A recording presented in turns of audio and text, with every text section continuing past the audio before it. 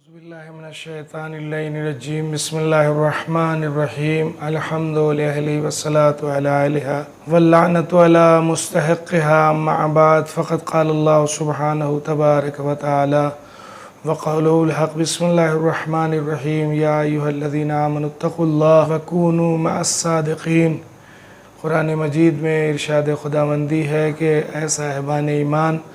تقوی اختیار کرو اور صادقین کے ساتھ ہو جاؤ۔ ناظرین محترم، آج کے اس پروگرام میں ہمارا موضوع گفتگو ذات حضرت صادق آل محمد ہے۔ ان کا نام ہی صادق ہے اور وہ گروہ جس کے صداقت پر خدا کو ناز اور خدا کو اعتبار ہے، انہی میں سے حضرات محمد و آل محمد جن کی صداقت کا اعلان قرآن مجید نے میدان مباہلہ میں کیا، اور انہی کی ممتاز ترین فرد میں جناب امام جعفر صادق علیہ السلام ہیں۔ جتنی حدیثیں اور جتنی پیغمبر اسلام کی باتیں ہیں آپ کی زبان سے دنیا تک منتقل ہوئیں، وہ کسی اور کو اتنا موقع ہی نہیں ملا۔ شاید یہی وجہ ہے کہ آپ کی فقہ جعفری کو شریعت محمدی سے تعبیر کیا جانے لگا، اور آج دنیا میں شریعت محمدی کا نام فقہ جعفری رکھا گیا۔ ظاہر ہے کہ آپ کے پاس اتنا زیادہ موقع ملا علم و حکمت کو پھیلانے کا کہ آپ نے جس انداز سے علم محمد و آل محمد کو دنیا کے سامنے پیش کیا کہ دنیا نے آپ کی فقہ کو فقہ جعفری کہا، اور وہ سب کی سب شریعت محمدی تھی۔ یا دنیا میں شیعہ کوئی الگ فقہ نہیں رکھتے ہیں، وہی پیغمبر کی شریعت، وہی پیغمبر کا اسلام لایا ہوا مانتے ہیں،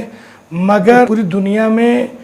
شیعوں کو جعفری کہا جاتا ہے، اس لیے کہ ان کی فقہ جعفری ہے۔ اور یہ چار فقہ کے مقابلے میں نہیں بلکہ استاد فقہ ہے، اس لیے کہ امام جعفر صادق علیہ السلام نے پڑھایا امام اعظم جن کا لقب ہے امام اعظم ابو حنیفہ، جن کا اصل نام نعمان ابن ثابت ہے۔ وہ خود کہتے تھے کہ لولا سنتان لحلق نعمان، اگر 2 سال شاگردی امام جعفر صادق کے نہ ہوتے تو میں ہلاک ہو جاتا۔ جیسے ان کے بزرگ ہمیشہ کہا کرتے تھے کہ یا علی اگر آپ نہ ہوتے تو ہم ہلاک ہوتے۔ اسی گھر کی، اسی گھرانے اور ماحول میں پلے ہوئے اور اسی مذہب کے زیر سایہ زندگی گزارنے والے شخص کی بھی زبان پر امام جعفر صادق علیہ السلام کی اس شاگردی کو فخر کے ساتھ بیان کرتے ہوئے کہ اگر 2 سال شاگردی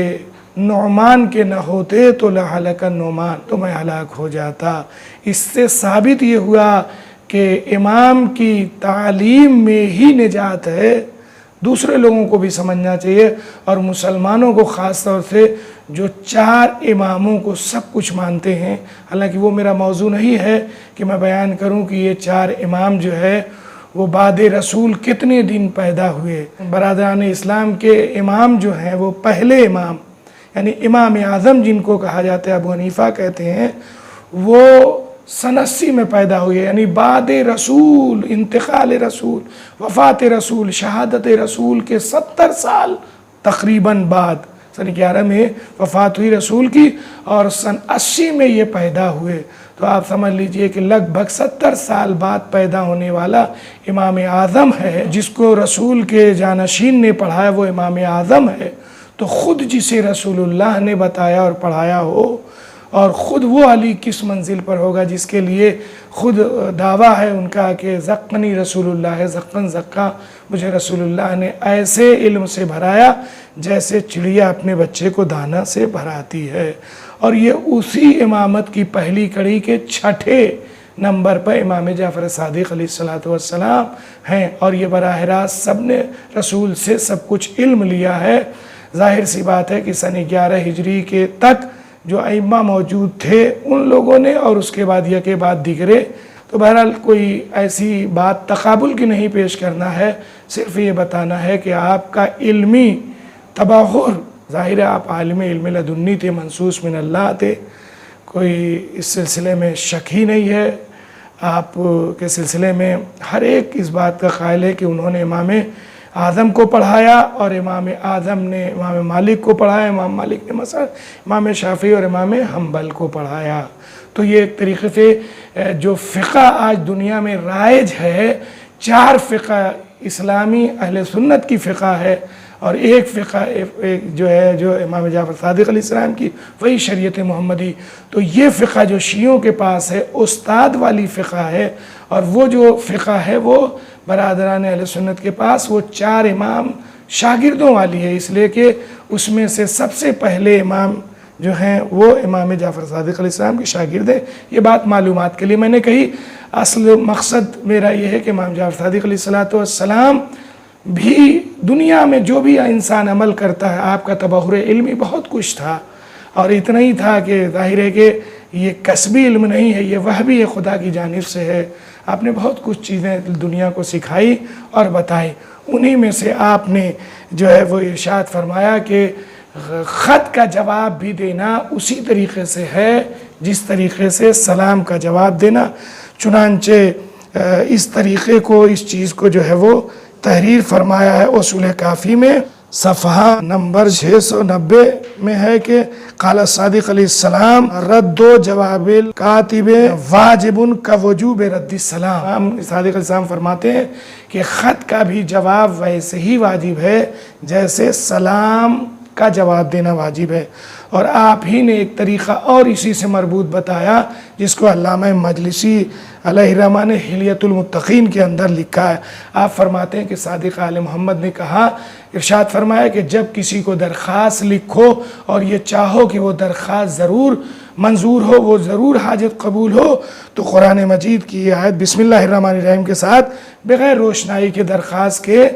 سرے پر بغیر روشنائی کے بسم اللہ الرحمن الرحیم لکھ کے یہ آیت لکھو، وعد اللہ الصابرین مخرج مما یون والرزق من حیث لا یحتسبون جعلنا اللہ وإیاکم من الذین لا خوف علیہم ولا هم یحزنون۔ علامہ اربلی نے کتاب کشف الغمہ کی اس چیز کو یعنی طریقہ تحریر میں لکھا ہے کہ اسی طریقے سے امام اپنے آبا و اجداد کی طرح یا سرداران جوانان جنت کی طرح، چنانچہ جب جس کو چاہا اس کے، جب ان کے گھر کے غلاموں کی یہ حالت تھی کہ جس کو چاہتے تھے جنت دے دیتے تھے۔ کسی شخص نے، ملا جامی نے اپنی کتاب مناقب شہرآشوب میں، شواہد النبوت، ملا جامی وہ لکھتے ہیں کہ ایک شخص حج پہ جا رہا تھا، اس نے امام کو کچھ درہم دیے، اور درہم دینے کے بعد آپ سے فرمایا کہ مولا میں چاہتا ہوں کہ میں جب حج کر کے آؤں تو میرے لیے ایک گھر خرید لیجئے گا۔ یہ کہہ کے وہ گیا، جب واپس آیا تو امام سے ملنے آیا اور کہا کہ مولا میں نے آپ سے جس خدمت کو لینا چاہا تھا آپ نے میرے لیے گھر خریدا کہ نہیں؟ تو امام نے فرمایا کہ میں نے تیرے لیے جنت میں گھر خرید لیا ہے ایک، اور اس کو ایک کاغذ لکھ کے دیا، اس پہ لکھا ہوا تھا کہ میں نے تیرے لیے گھر جنت میں خرید لیا ہے۔ وہ ظاہر وہاں سے رخصت ہوا اور اپنے گھر گیا، کچھ دن کے بعد بیمار پڑا اور اس کے بعد انتقال کر گیا، اور اس کے بعد جب لوگوں نے اسے دفن کیا تو دوسرے دن وہی کاغذ جو امام نے لکھ کے دیا تھا اس کی پشت پر لکھا ہوا ملا، جس کو ملا جامی نے لکھا ہے اسی کی دوسری طرح بر پشتے وہ نوشتہ بود کہ جعفر ابن محمد وفا نمود بے اونچے وعدے کردے بود، یعنی امام جعفر صادق علیہ السلام نے اس وعدے کو پورا کیا جس کا آپ نے عہد کیا تھا۔ ظاہر سی بات ہے کہ ائمہ طاہرین علیہ السلام کی زندگی اس طرح سے ہم کو اپنانی چاہیے اور ان کی سیرت پر چلنا چاہیے تاکہ ائمہ معصومین ہم سے خوش ہوں۔ یہ امام جو ان کے والد بزرگوار امام محمد باقر علیہ السلام اور والدہ جناب ام فروہ بنت قاسم ابن محمد ابن ابی بکر تھیں، آپ کی ولادت 17 ربیع اول، جس دن کا روزہ رکھنا خدا نے اتنا اس دن کو عظیم بنایا ہے کہ روزہ رکھنا 1 سال کے روزے رکھنے کے برابر۔ نجم الحسن، علامہ نجم الحسن کراروی صاحب نے بھی لکھا ہے 17 ربیع اول سن 83 میں آپ کی ولادت ہوئی، اور شہادت جو ہے آپ کی 148 میں منصور دوانقی کے ہاتھوں زہر کے ذریعے سے جو انگور میں اس نے دیا تھا امام علیہ الصلوۃ والسلام کی شہادت ہوئی، ظاہر 15 شوال وہی دن ہے جو آپ کی شہادت کا دن ہے، یوم سیاہ ہے، اس لیے کہ ایک ایسی عظیم ہستی کا خاتمہ ہوا اس دنیا سے جو آل محمد کی فرد فرید اور فرد ممتاز تھی، جس کی بنیاد پر آج ساری کائنات میں فقہ جعفری اور شریعت محمدی کا ڈنکا بج رہا ہے۔ اے عزیزو، دنیا نے جب دیکھا کہ آل محمد کی روحانیت کے مقابلے میں ہمارا کچھ نہیں چلتا، تو آخری حربہ یہ ہوتا تھا کہ ان کو صفحہ ہستی سے مٹانے کی ٹھانتے تھے، اور اسی بنیاد پر امام کو بھی اس طرح سے شہید کیا گیا۔ لکھا ہوا ہے کہ ماتا مسموماً ایام المنصور، علامہ ابن طلحہ شافعی نے تحریر کیا ہے کہ منصور کے زمانے میں آپ زہر سے شہید ہوئے۔ صحائف محرقہ میں بھی لکھا ہوا ہے، اور آپ عمر 65 سال اس دنیا سے تشریف لے گئے عالم جاودانی کی طرف۔ ہم امام زمانہ کی خدمت میں تعزیت پیش کرتے ہیں، علماء کرام اور تمام مراجع اعظام، تمام مومنین اور تمام محبان امام جعفر صادق علیہ الصلوۃ والسلام کی خدمت میں، اس لیے کہ یہ عظیم سانحہ ہے ایسی ہستی کا اس دنیا سے چلا جانا۔ ظاہر سی بات ہے کہ یہ وہ شخصیت تھی کہ جس کی بنیاد کے اوپر تمام اہل علم سیرابی سے رک گئے، اس لیے کہ آپ کے 4000 سے بیشتر شاگرد ہمیشہ آپ کی خدمت میں علم کی پیاس بجھانے کے لیے حاضر رہتے تھے۔ علم و حکمت کا چراغ یہ دوسروں کو روشن کر کے خود خاموش کر دیا گیا۔ انا للہ و انا الیہ راجعون، رضا بقضائہ و تسلیما